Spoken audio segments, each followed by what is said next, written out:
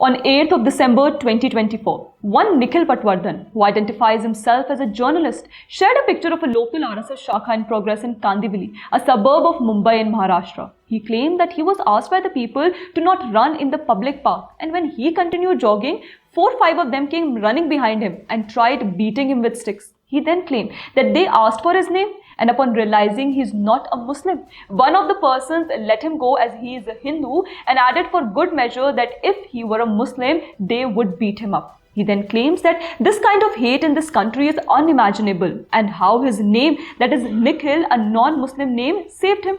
To this, many netizens pointed out that the scary Sanghis he is talking about are quite aged to begin with and he could easily outrun them. People also pointed out that such shakhas are held across India and they stop anyone from using the public ground.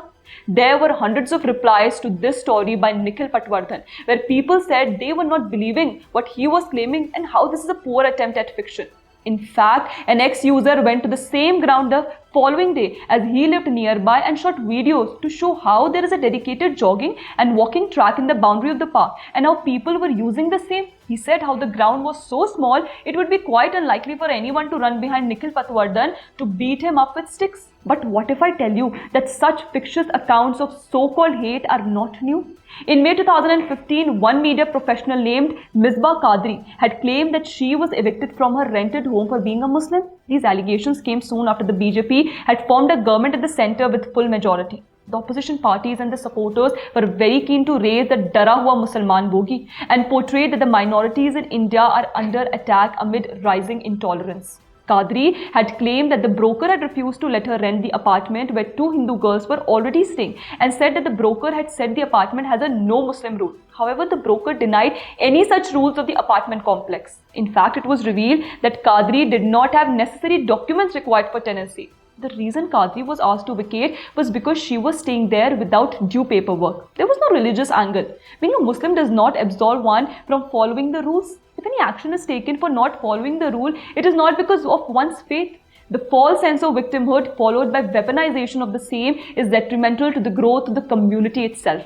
Here is how it took a dangerous turn in 2016 when one film executive, Darr Ka, accused an auto rickshaw driver of intimidating him while accusing him of carrying a bag made of cowhide.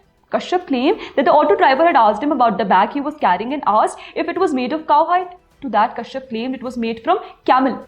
However, Kashyap claimed the auto driver asked where he was from and upon knowing he is from Assam, the auto driver asked if that was near Bangladesh. Kashyap accused the auto driver of taking him to a temple where 2 strange men fiddled with his bag without his permission.